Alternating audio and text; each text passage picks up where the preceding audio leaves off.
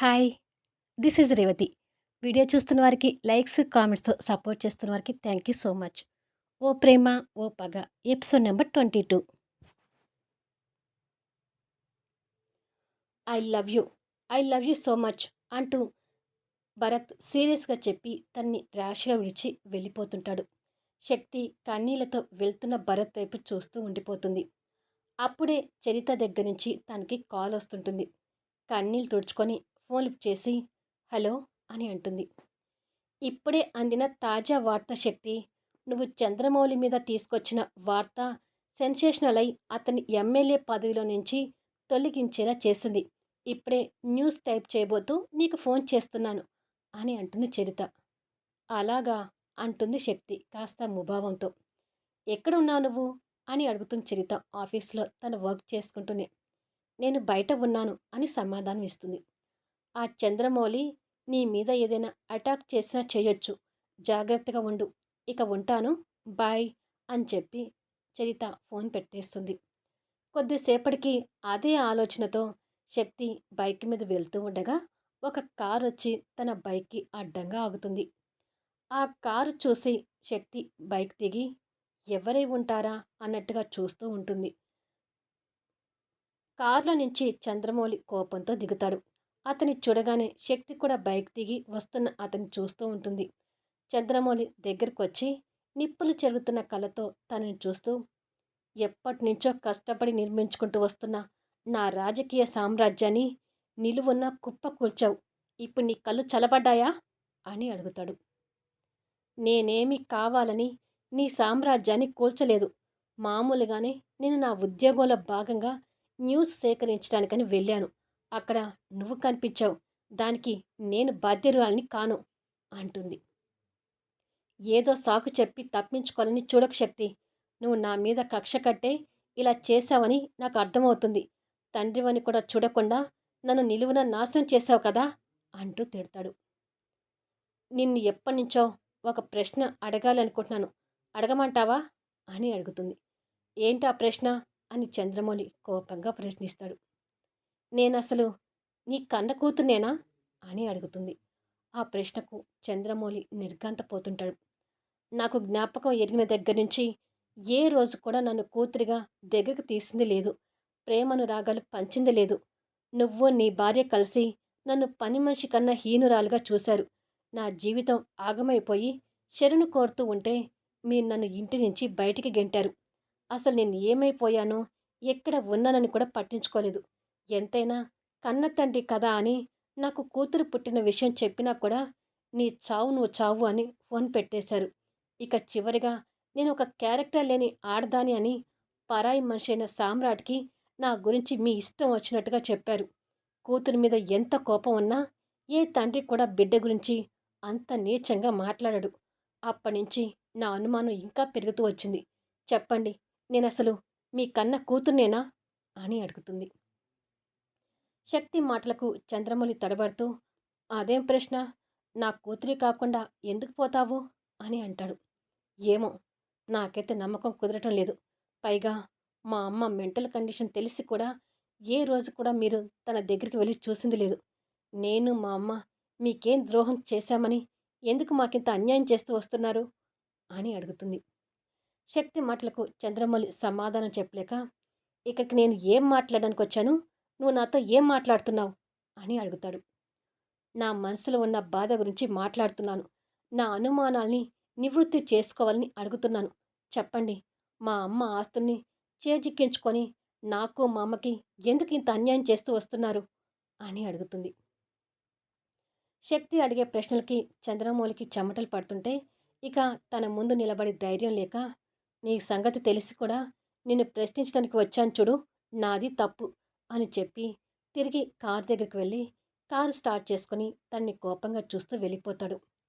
తన ప్రశ్నలకు సమాధానం చెప్పని అతని మీద అనుమానపడుతూనే శక్తి కన్నీళ్లు తుడుచుకొని తన బైక్ స్టార్ట్ చేసుకుని వెళ్ళిపోతుంది. స్కూల్ నుంచి ఇంటికొచ్చిన సామ్రాట్ పింకీ జ్ఞాపకాలతో కూర్చొనుంటాడు. చంద్రమౌళిని ఎమ్మెల్యే పదవి నుంచి తీసేశారంట కదా అన్నయ్య అంటూ వినోద్ వచ్చి టీవీ ఆన్ చేస్తాడు. అవునా అన్నట్టుగా సామ్రాట్ టీవీ చూస్తూ ఉండిపోతాడు. చంద్రమౌళిని ఎమ్మెల్యే పదవి నుంచి తొలగించారు అని అన్ని ఛానల్స్‌లోనూ వస్తూ ఉంటుంది. ఈ చంద్రమౌళి అనవసరంగా తన రాజకీయ జీవితాన్ని నాశనం చేసుకున్నాడు అని తిట్టుకుంటాడు సామ్రాట్. అంతలో వినోద్‌కి ఏదో కాలొస్తుంటే చేతిలో ఉన్న రిమోట్ సామ్రాట్ పక్కన పెట్టి వెళ్ళిపోతాడు. సామ్రాట్ ఆ రిమోట్ తీసుకొని ఛానల్స్ మారుస్తూ ఉండిపోతాడు. అదే సమయంలో ఇంటికి వచ్చిన శక్తి వార్డెన్‌కి ఫోన్ చేసి పింకీతో మాట్లాడుతూ ఉంటుంది. ఫోన్‌లో కూతురు కనపడగానే సంతోషపడుతూ "డిన్నర్ చేసావా తల్లి?" అని అడుగుతుంది. "చేశాను శక్తి. నీ డిన్నర్ పూర్తయిందా?" అని అడుగుతుంది. సామ్రాట్ ఇచ్చిన బొమ్మని చేతిలో పట్టుకొని కనిపిస్తూ. "ఇంకా లేదమ్మా, చేస్తాను. కాలికి తగిలిన గాయం ఏమైనా నొప్పిగా ఉందా తల్లి?" అని అడుగుతుంది బాధపడుతూ. "లేదు శక్తి. అరుణ్ అంకుల్ గాయానికి ఆయింట్మెంట్ రాశారు కదా, వెంటనే తగ్గిపోయింది" అని అంటుంది. "జాగ్రత్తగా ఉండమ్మా. ఎలాంటి దెబ్బలు తగిలించుకోకు" అని చెప్పి ఆ బొమ్మ వైపు చూస్తూ, "నీకు చాలా బొమ్మలు కొనిచ్చాను కదా పింకీ. ఎప్పుడు అదే బొమ్మతో ఆడుకుంటావెందుకు?" అని అడుగుతుంది. "నాకున్న బొమ్మల్లో ఈ బొమ్మ చాలా ఇష్టమని చెప్పాను కదా శక్తి. నేనెప్పుడు ఈ బొమ్మతోనే ఆడుకుంటాను" అంటూ ఆ బొమ్మని హత్తుకుంటూ చెప్తుంది. ఇక పింకీ మాటని కాదనలేక మౌనంగా ఉండిపోతుంది. రాజశ్రీ నాని, వినోద్ ఫ్రెండ్ ఎలా ఉన్నారు శక్తి అని అడుగుతుంది పింకీ. "నువ్వు వెళ్ళింది ఈ రోజే కదమ్మా, అప్పుడే ఎలా ఉన్నారని అడుగుతున్నావేంటి?" అని అడుగుతుంది. "ఏమో శక్తి, ఇక్కడికి వచ్చాక ఆ ఎదురింటి హీరో, వినోద్ ఫ్రెండ్ వాళ్ళు అందరూ గుర్తొస్తున్నారు. అవును శక్తి, అందరి పిల్లలకి అమ్మమ్మ, తాతయ్యలు ఉన్నట్టు మరి నాకు అమ్మమ్మ, తాతయ్య ఎందుకు లేరు?" అని అడుగుతుంది. పింకీ అలా అడగగానే మతిస్థిమితం లేని తన తల్లి ప్రభావతి శక్తి కళ్ళ ముందు కదులుతుంది. "చెప్పు శక్తి, నాకు అమ్మమ్మ, తాతయ్య ఎందుకు లేరు? వాళ్ళుంటే ఇలా హాస్టల్‌లో కాకుండా వాళ్ళ దగ్గర ఉండేనా నేను చదువుకునేదాన్ని కదా" అని అడుగుతుంది. "మనకు ఆ అదృష్టం లేదులే పింకీ" అని మనసులో అనుకొని, "హాస్టల్‌లో ఉంటున్నందుకు బాధపడకమ్మా. నిన్ను ఖచ్చితంగా సండే ఇంటికి తీసుకొచ్చుకుంటాను కదా" అని అంటుంది. "సండే తీసుకొచ్చుకొని మళ్ళీ మండే పంపిస్తావు కదా శక్తి" అంటుంది. "ఎందుకే నీ మాటలతో నన్ను చంపుతున్నావు?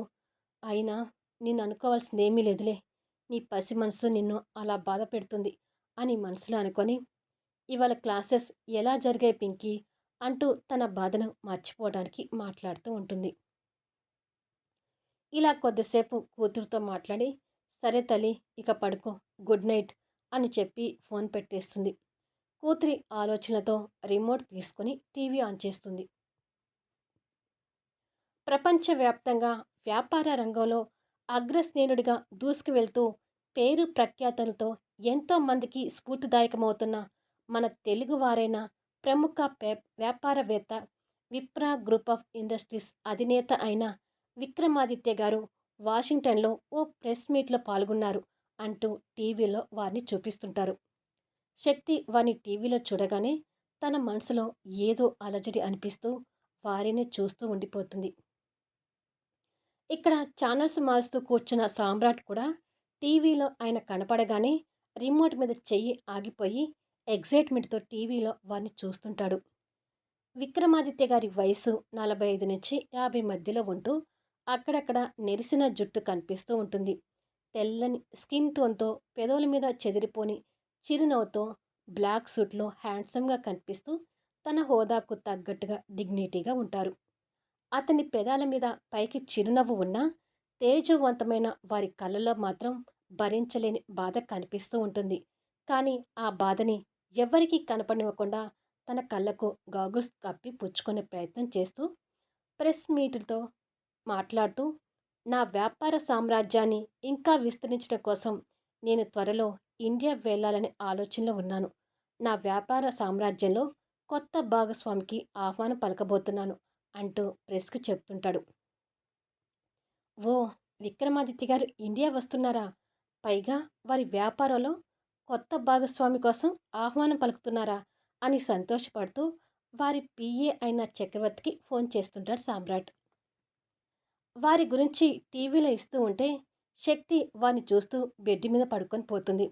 ఇక్కడ భరత్ కూడా ఆ చంద్రమౌళిని ఎమ్మెల్యే పదవి నుంచి తొలగించారన్న వార్తకు సంతోషపడుతూనే మళ్ళీ టీవీలో విక్రమాదిత్య గారి న్యూస్ చూస్తూ వీరిని కలవడం కోసం ఎన్నాళ్ళుగానో వెయిట్ చేస్తూ ఉన్నాను.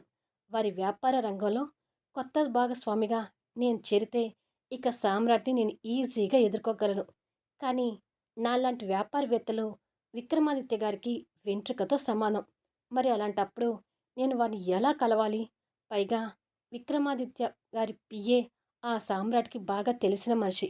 నాకన్నా ముందే సామ్రాట్ ఈ అవకాశాన్ని చేజిక్కించుకుంటాడేమో! నో! అలా జరగటానికి వీల్లేదు. సామ్రాట్ చేతిలో నాకు ఓటమి పాలే ఎక్కువ ఉంది. ఈసారైనా నేను విక్రమాదిత్య గారి వ్యాపార భాగస్వాములో కలిసి సామ్రాట్ మీద గెలవాలి అని కసితో ఆలోచిస్తూ ఉంటాడు. మరుసటి రోజు ఉదయం సామ్రాట్ జిమ్ రూమ్‌లో సైకిల్ చేస్తుండగా అన్నయ్య! అన్నయ్య! అంటూ వినోద్ అరుపులు వినిపిస్తుంటాయి. ఆ అరుపులతో సామ్రాట్ సైక్లింగ్ ఆగిపోయి ఆశ్చర్యంగా చూస్తూ ఉండగా వినోద్ కంగారుగా లోపలికొచ్చి అన్నయ్య! మన ఇంటికి పోలీసులొచ్చారు అని అంటాడు. వాట్? మన ఇంటికి పోలీసులు రావడమేంటి? అని ఆశ్చర్యంగా అడుగుతాడు సామ్రాట్. ఆ ఎమ్మెల్యే ఇంట్లో మత్తు పదార్థాల కోసం సోదాలు జరిపి తర్వాత ఇక్కడ సోదాలు చేయటానికని వచ్చారంట అన్నయ్య అంటాడు వినోద్. సామ్రాట్ కిందికి వెళ్ళేసరికి పోలీసులు అప్పటికే సోదాలు జరుపుతుంటారు. ఆ కాలనీ వాళ్ళు కూడా సామ్రాట్ ఇంటికి పోలీసులు రావడం చూసి వాళ్ళ ఇంటి ముందు గుమ్ముకొని ఏం తప్పులు చేశారో అందుకే పోలీసులు వచ్చుంటారు అనుకుంటూ నానా రకాలుగా మాట్లాడుతుంటారు. మీరు చంద్రమౌళితో కలిసి వ్యాపారాలు చేస్తున్నారు కాబట్టి మీ ఇంట్లో కూడా సోదాలు జరపమని మాకు ఆర్డర్స్ వచ్చాయి సామ్రాట్ గారు అంటూ ఎస్ఐ ఆర్డర్ పేపర్స్ సామ్రాట్ చూపిస్తాడు. మా ఇంట్లో అటువంటి పదార్థాలు ఏమీ ఉండవండి. అనవసరంగా మా ఇంటి పరువు తీస్తున్నారు అంటాడు సామ్రాట్. ప్లీజ్ మా దర్యాప్తు మమ్మల్ని చేసుకొనివ్వండి అంటాడు ఎస్ఐ. ఛ! ఇదంతా శక్తి వల్లే అంటూ సామ్రాట్ కోపంగా పిడికిలి బిగిస్తుంటాడు. ఇంటికి పోలీసులు రావడం అనేది ఇంతవరకు ఎప్పుడూ లేదు. ఏమిట్రా ఇదంతా అంటూ రాజశ్రీ కూడా బాధపడుతుంటుంది. కిచెన్లో నుంచి హాల్లోకి వచ్చిన శక్తి అక్కడ విండో క్లోజ్ చేయబోతుండగా ఎదురింట్లో పోలీసుల వాహనాలు కనపడేసరికి ఇదేంటి పోలీసులు వీళ్ళింటికి ఎందుకు వచ్చుంటారు అని అనుకుంటూ కిందికొస్తుంది. ఈలోపు పోలీసులు సోదాలు జరిపి ఏమీ లేదని నిర్ధారించుకొని ఓకే సామ్రాట్ గారు తప్పుగా అనుకోకండి మా డ్యూటీ మేము చేయాల్సి వచ్చింది అని అంటాడు ఎస్ఐ సామ్రాట్కి షేక్ హ్యాండ్ ఇస్తూ. ఇట్స్ ఓకే అంటాడు సామ్రాట్ వాళ్ళని అర్థం చేసుకొని. పదండి అని చెప్పి ఎస్ఐతో కలిసి కానిస్టేబుల్స్ బయటకు వెళ్తుంటారు. వాళ్ళతో పాటు సామ్రాట్, వినోద్, రాజశ్రీ కూడా బయటకొస్తారు. మీరు ఇక్కడే ఉండండమ్మా వాళ్ళని పంపించొస్తాను అని చెప్పి సామ్రాట్ గేట్ తీసుకొని బయటకు వస్తాడు. గేటు ముందు పోలీసులను చూసి జనాలు నలుగురు నాలుగు రకాలుగా మాట్లాడుకోవటం సామ్రాట్ చెవిలో వినిపిస్తూ ఉంటుంది. నన్ను ఈ రకంగా కూడా నాశనం చేస్తున్నావా శక్తి అని సామ్రాట్ అనుకుంటూ ఉంటాడు. బయట సామ్రాట్ ఉన్నాడని తెలియని శక్తి గేటు తీసుకొని బయటకొస్తుంది. దాంతో సామ్రాట్, శక్తి ఎదురెదురు పడి ఒకరికొకరు చూసుకొని షాక్ అవుతుంటారు. అలా ఇద్దరు ఎదురు పడ్డారనమాట. అంటే శక్తి ఆ ఇంట్లో ఉంటుందని ఇప్పుడు సామ్రాట్ తెలిసిపోయింది. మీకు క్లియర్‌గా తెలియాలని చెప్పేసి మీకు ఇక్కడ చెప్తున్నాను. ఇక ఇక్కడి నుంచి స్టోరీ ఎలా ఉంటుంది అనేది వీడియోస్‌ని మిస్ కాకుండా చూడండి. ఈ వీడియో ఎలా ఉంది అనేది కామెంట్స్‌లో తెలియచేయండి. అలాగే లైక్స్ ఇచ్చి సపోర్ట్ చేయండి.